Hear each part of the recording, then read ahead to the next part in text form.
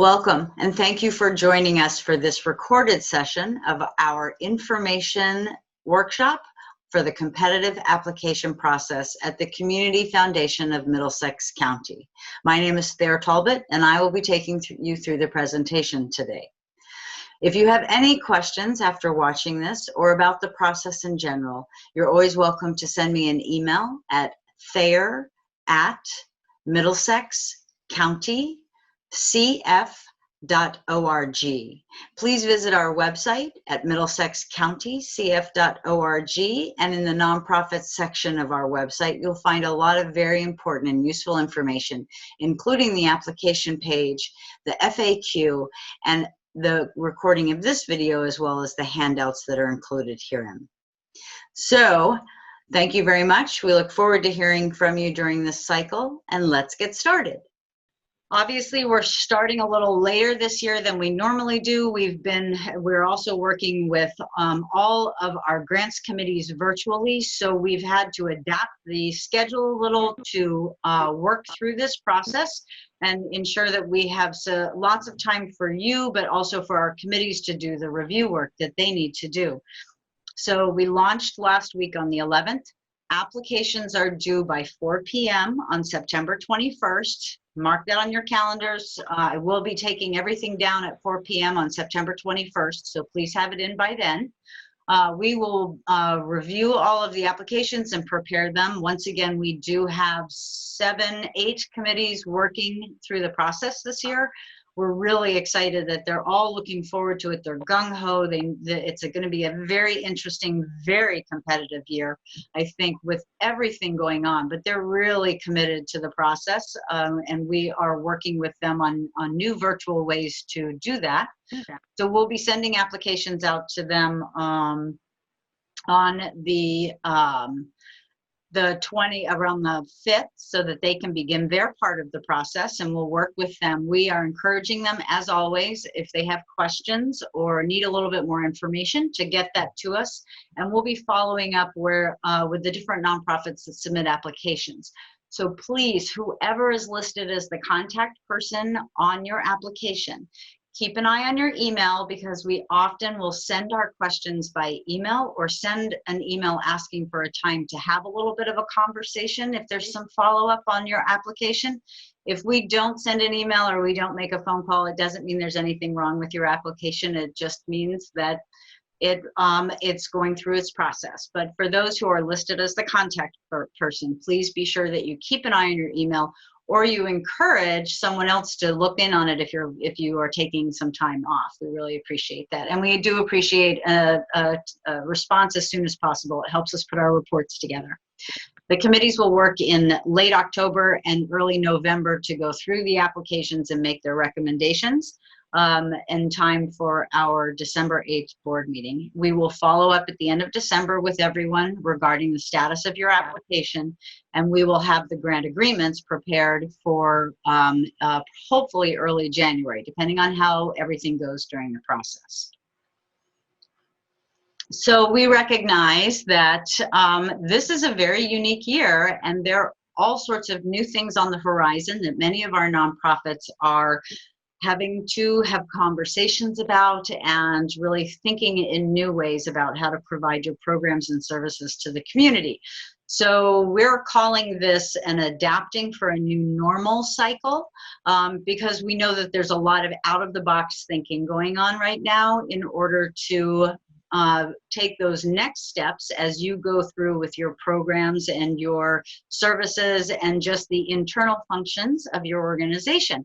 And I really have to give a big shout out to everyone who participated in the survey that Tom Gizzo, the member of our board of directors and the doctors in at the Nonprofit Resource Center, did on our behalf. That has been extremely helpful as we look at the cycle and consider best ways to approach and support nonprofits through this cycle, as well as in general and through the Nonprofit Resource Center. We appreciate the time and thought that you put into the survey. We continue to use that. It has truly been very effective in helping us really continue getting a grasp and understanding the various needs that are coming up, not only in the community as a whole, but within our nonprofits as you make these adjustments to how you are working with your clients and adjusting into the what we're calling the new normal.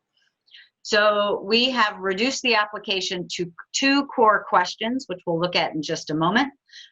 We are transitioning the application approach. So the way we phrase the application, the way we ask certain questions, from a program or project specific approach to a more business model approach. And the reason that we're doing that is we're trying to take sort of a step back and really look at the broader operations work it takes to pivot and focus on forward thinking and adapting to where we are in the pandemic and in the community as a whole. Now, I want to stress 2 things with regard to this, and I will stress one of them. I will probably stress both of them for the next couple of slides. Number 1, if you are an organization that really has a specific program or project that you need to submit an application for, and you really want to speak directly to that program or project, that's okay. There is nothing to stop. There's no reason not to do that. That's fine. We know some organizations, though, are really having to sort of take a bigger step back and look at how they provide their services, what they may need to bring those services to the community, what they may need as an organization as a whole, and that's the business model, operations work pivot that we're incorporating into this cycle. So I really want to stress, for many organizations, there's a specific project you need help with, or a specific item or a specific program. Right to that piece, that's fine. If it's more of a business model of what you need to do to make those adjustments to continue your work, you can write to that as well. The second thing I need to stress, it is a competitive process. We do anticipate it being competitive, and it's imperative that in your narrative, you continue to speak to your work within Middlesex County. We know that many organizations serve a specific town or a portion of the community. We know many may serve the county as a whole. We know that many may serve a larger region that encompasses Middlesex County, but other areas as well. Our competitive cycle is directed specifically at making an impact within Middlesex County and understanding the needs and services within Middlesex County. So please be sure that you are writing to that within your narrative. We really are interested in understanding what it takes to stay in business, to continue that incredible impact work that you do in our community, and to adjust to what this new or ever-changing environment is, both internally and externally. So though we've taken it down to 2 core questions, we have extended the number of characters that you can use, and we're really looking for narratives that help us better understand the work that you're doing and what it takes to do that. We are broadening our lens. We have always had a broad lens within the community, within the competitive cycle. We have always and will continue to encourage nonprofits within a broad range of fields of interest or program areas to support or to submit applications that speak to the work and the support they need. That is not changing. We are not changing that in this cycle. What we have done through the survey, through conversations that we have in the community, through work with our donors, through work with our partners, and many committees and coalitions that we sit on, is we have recognized that there are more current critical needs and there are more basic needs than many of us were really used to speaking about and working to solve. One of those we're incorporating is the digital divide. That has really risen to the top as an essential basic need in order to do everything pretty much within this pandemic social distancing world. And so we recognize that that has risen to the top. We know that there are other current critical needs, such as education, and that's both in school, after school, outside of school. It's all types of education programs. Transportation, particularly for our seniors, those with medical conditions, to get to those appointments is becoming truly a critical need. excuse me, mental health, veterans, adaptation of arts, culture, and heritage. That's a current critical need. Those are essential programs and organizations to our overall well-being. And there's a lot of adaptation, transition going on in those fields as well. We also know that employment, utilities, and rent are also on the rise. So we're going to maintain our open approach to all nonprofits, all focus areas. It's very important for us to see the community as a whole and the needs within them so that we can speak to them through this process. This is the second of 2 virtual information sessions. And as many of you know who have been through this process before, number one, meeting virtually is a whole new thing, and that we're all adapting to. And we all miss seeing all of you in person and being able to do some catch up and hear all the great things that you're doing. We also normally hold several information sessions throughout the cycle leading up to the closing date for the applications. And this year, recognizing that we also are adapting. We are trying the recording of this. That will be available probably within the next couple of days once we get everything prepped.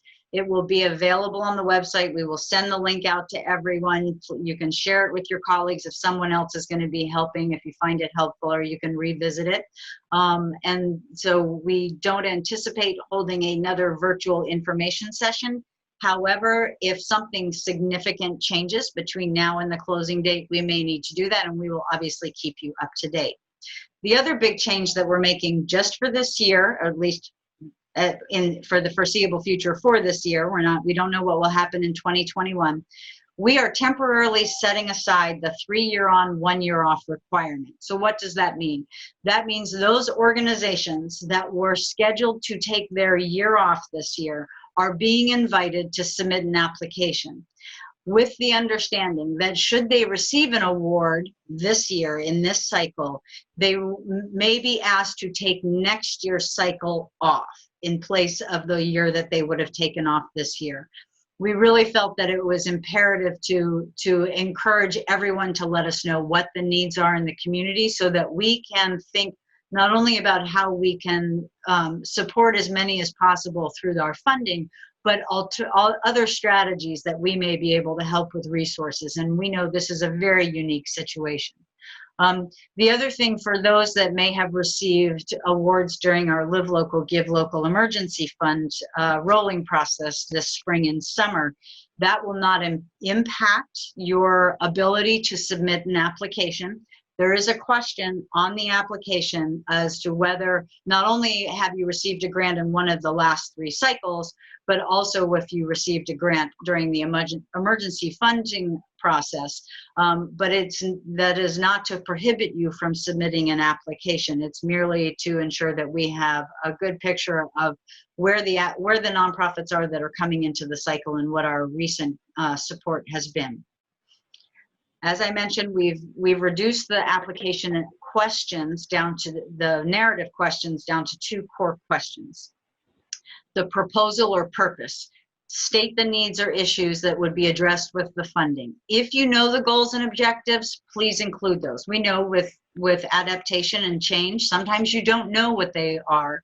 Sometimes you may have an idea of what some might be, but you're not sure what else might crop up. That's fine, but the more information you can give in your narrative to help us better understand what it is that you are working on and what you need to do, then the better that we are able to work through all of the applications and get a better picture.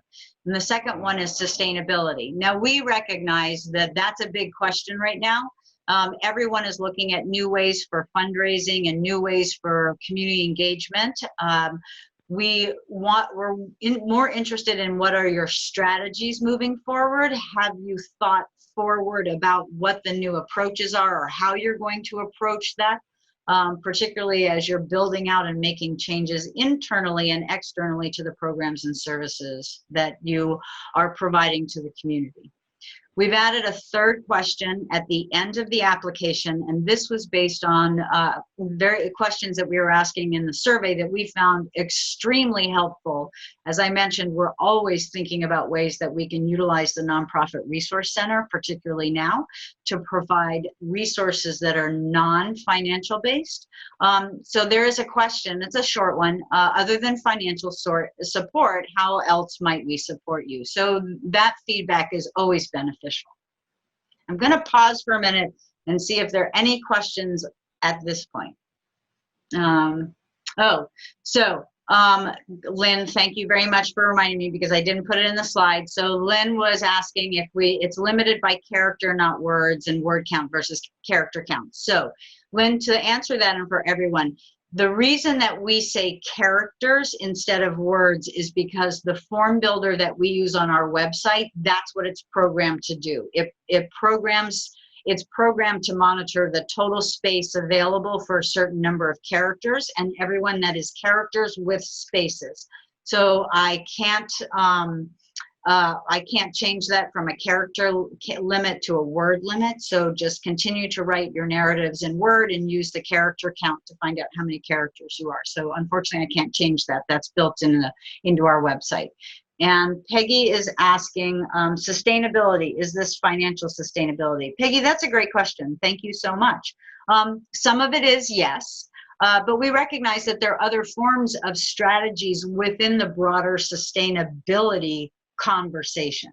So some of it is, have you thought about your financial sustainability going forward? But maybe it's also donor recruitment, or volunteer recruitment, because many organizations had relied on a certain age demographic for volunteers, and those volunteers are being very cautious right now. So are there new strategies for sustainability if you are an organization that relies heavily on volunteers? So we're looking more at what are the strategies as an organization you as a whole are considering, and sort of giving us that holistic picture, not just one piece of it.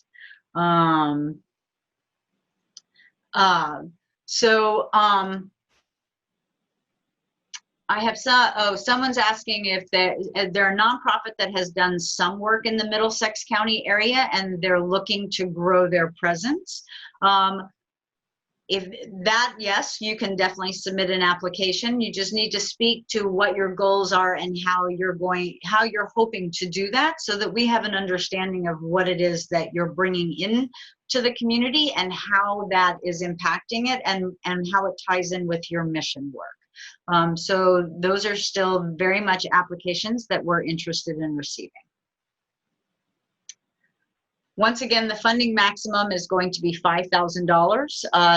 Our minimum is usually around $500. Our funding, this cycle, once again, is for calendar year 2021, because a good portion of our funds that are available are not available until January. This is how we get ready for that funding cycle. So we want to stress that the awards cannot be used to back pay expenses incurred in calendar year 2020. I really want to stress that for everyone. Please be very careful and be very thoughtful when you're looking at that. This is funding that's available in calendar year 2021 for calendar year 2021. I really need to stress, as much as we continue to really hope that we can fund everything that comes in, it is a competitive cycle.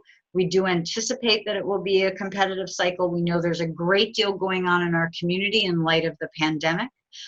We will always do our best to support what we are able, and also to maybe help strategize other ways of supporting things that maybe we cannot.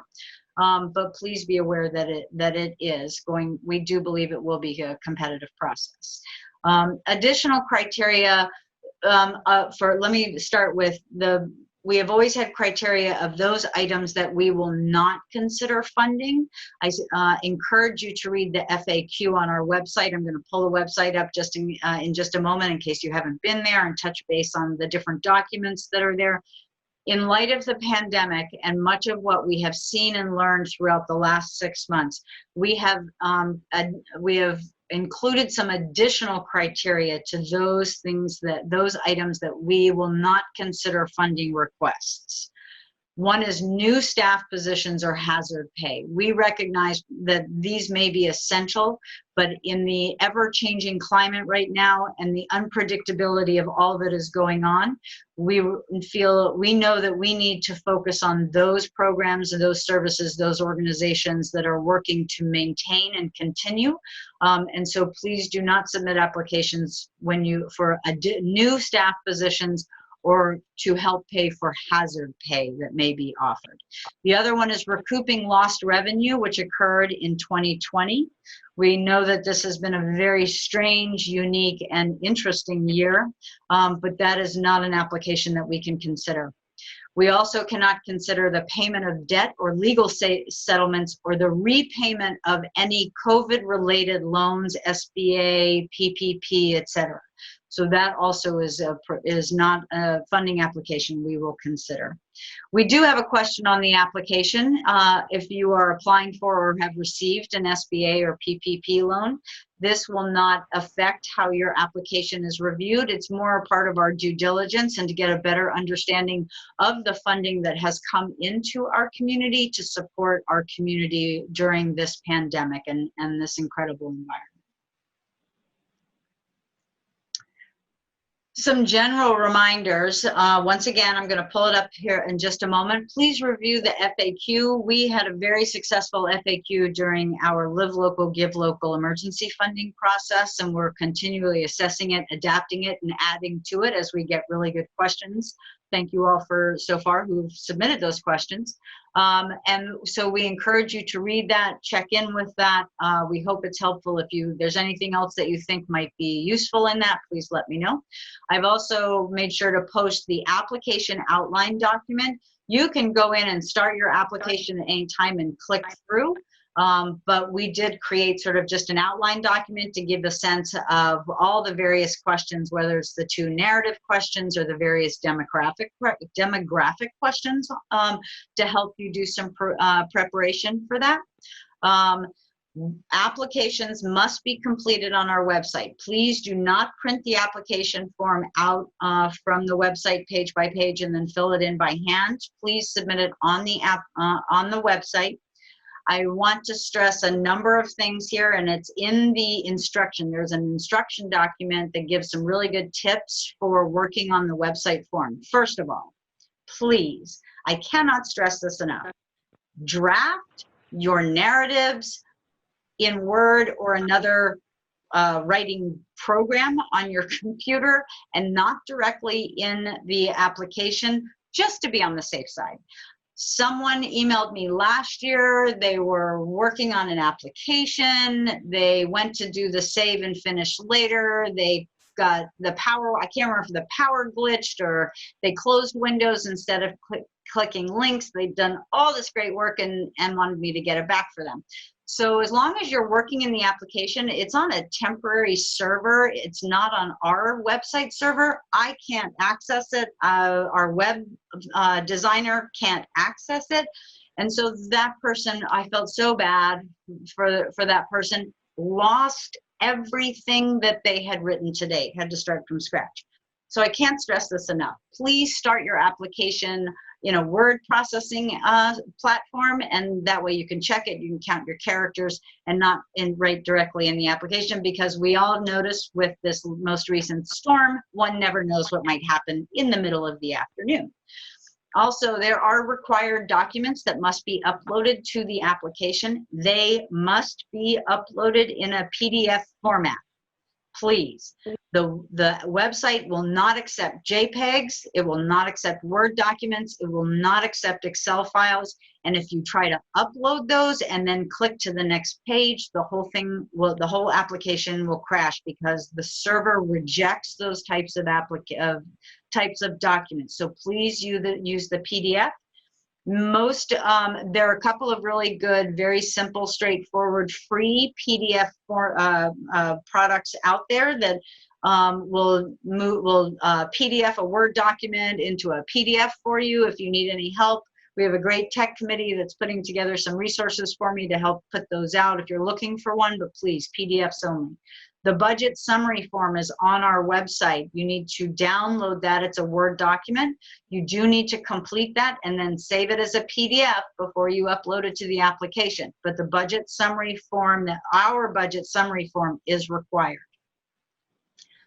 Many questions came in last year that could we do a print preview function on our application. Our web developer and I had long conversations. He did a lot of research. The format that the form app widget that we use to build forms on our website does not provide that without significant security protocols and requiring everyone to create a username and password. And it was not feasible for this year, so we do not have that option right now. So I am sorry you can't do a final print preview, but you can go back and forth once you've started your application and do some proofreading and make sure you've answered all your questions. Excuse me. I really want to stress this. If you start an application, we can't see it at the Community Foundation. There's no way that we can view your application prior to submission. The application itself does have a save and finish later option. We learned some good lessons last year in helping people, so I really want to give you a big, strong tip on this.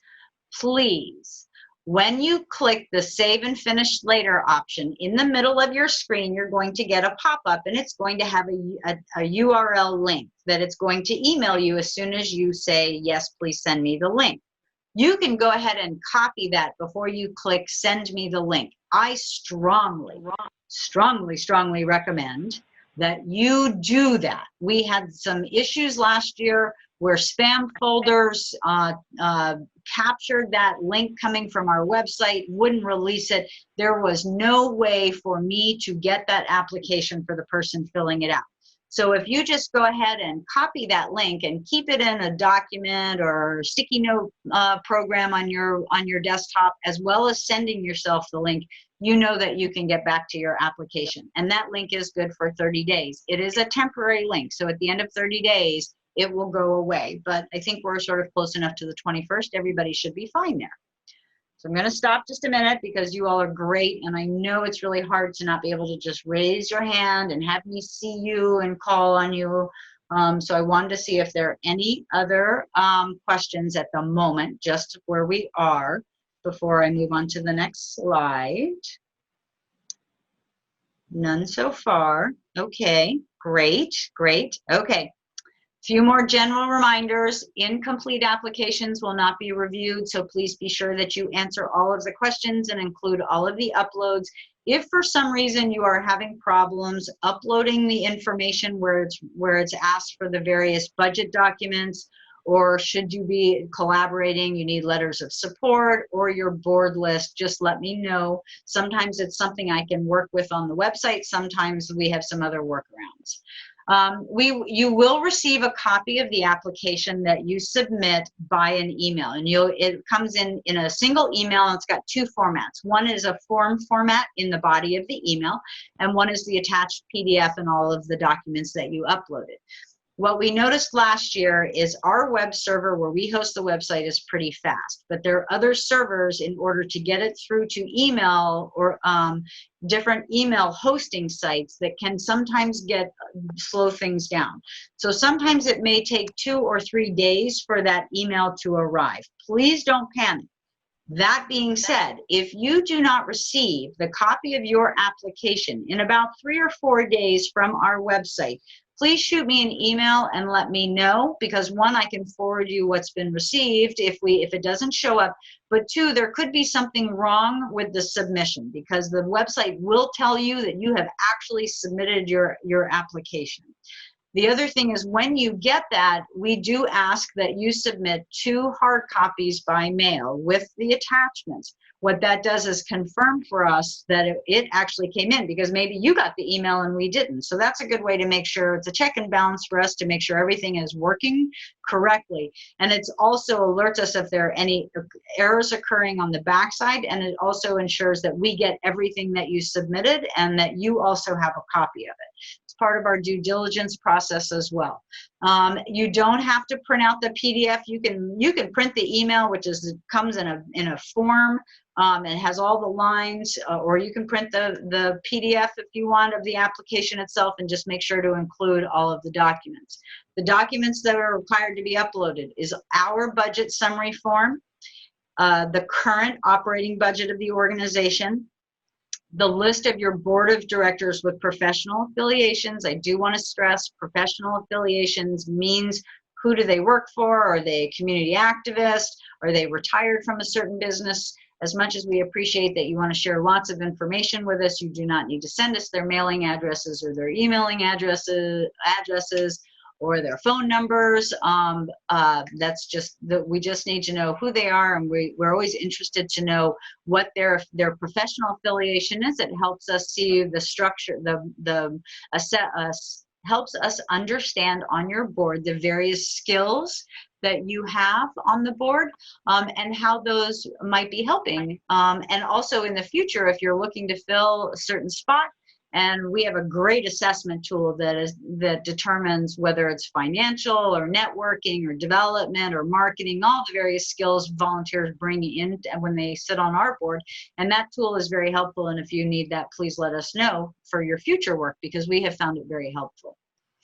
Once again, we may have some follow-up questions on your application. We do ask that whoever's listed as the contact person pay attention to their email in case they get an email from us requesting that follow-up information, and a prompt response is appreciated.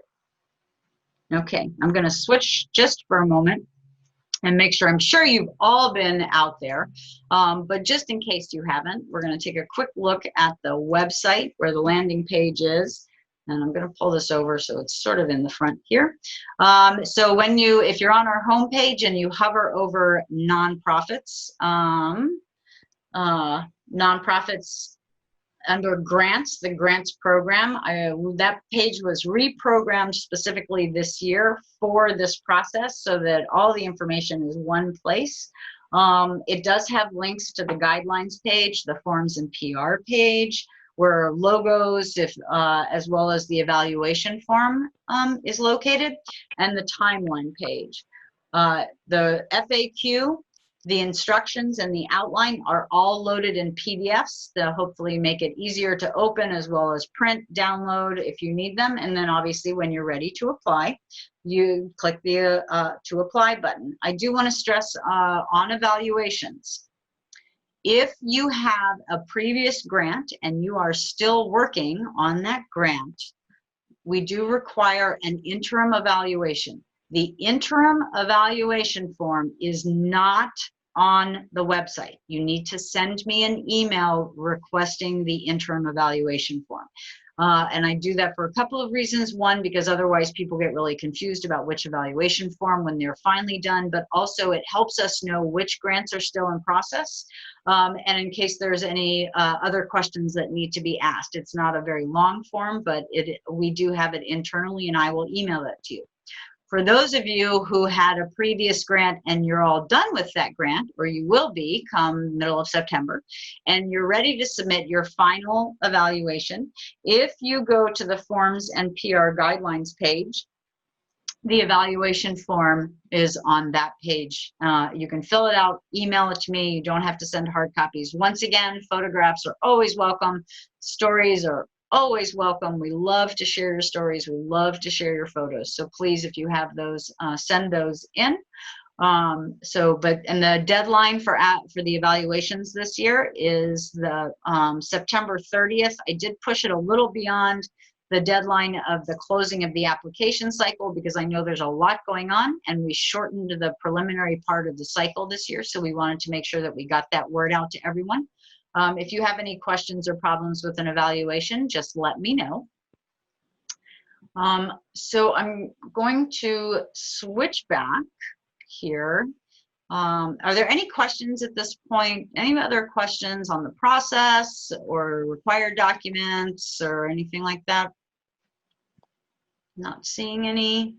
No? Okay. So I'm going to switch back really quickly because we're also you're going to be seeing some stuff coming out from us very shortly.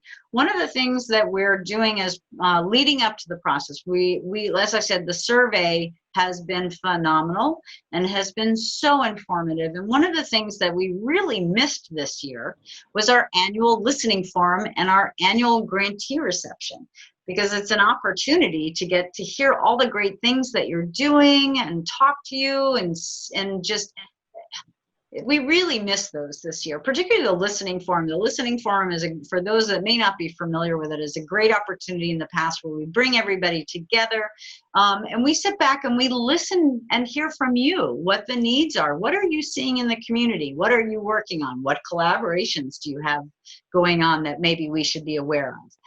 So doing it virtually is a little more difficult, but we're going to give it a try, and we're going to hold them in late August and early September before the closing date. We are going to have everything finished by the closing application date of September 21st.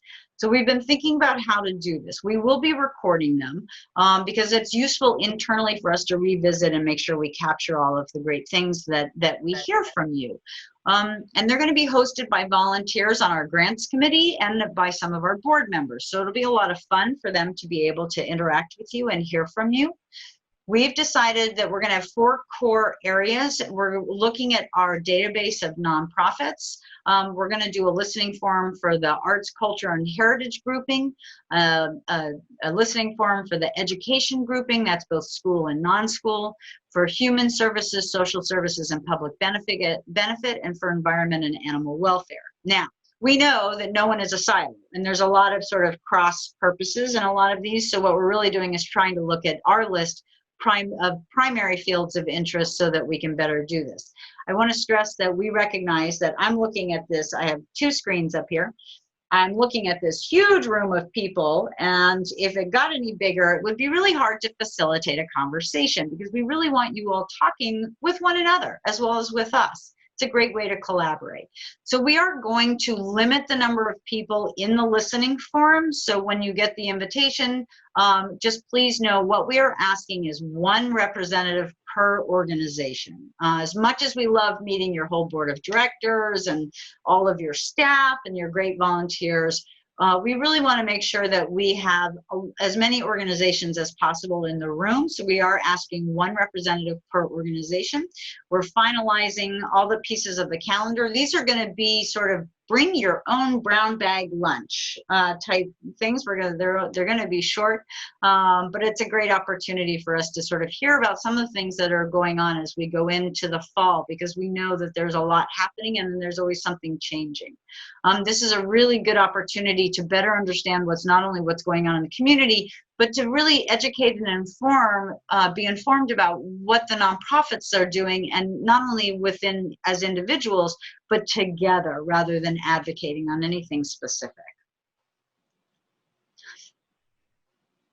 So those are my highlights and hot topics. There's not a huge amount of change this year, except for the fact that we're sort of broadening the approach even more, if you could ever think that we could do that. But we really do appreciate all the wonderful things that you do and how important you all are to our community. And we really appreciate the time and thought that you put into your applications. We do want to stress, we recognize there's still a great deal of uncertainty about what is happening in our community. Things are still changing and may continue to change over the next several months due to the pandemic. Should circumstances change, timing change, anything happen to the process calendar that we need to adapt, we will communicate those changes as quickly as possible to you so that you are aware of those changes and can make and can keep up with what's going on. Cynthia, did I forget anything today? I don't think so. I think you've covered everything, other than to just reiterate what Thayer said. We so appreciate your time and all the wonderful things you do for the community. And we applaud you for being so stoic and moving forward with your programs. Well, thank you all. I have to say, as I have enjoyed seeing so many of your smiling faces, but I do miss being able to catch up with you, and I look forward to opportunities to do that soon. When you're done, if you do think of questions you wish you'd asked or something that just sort of pops in your mind with regard to the process, something that wasn't clear, please do send us an email. As I said, it'll probably take a couple of days to put together this video link, which we will get out. And we will compile the questions that were asked, but we'll also continue adding to those because we know that throughout particularly the early part of the process, other questions pop up or difficulties, et cetera, and we will continue to include those. So thank you all so much. It was very nice to see you, and I hope to see you all in person soon. So thank you.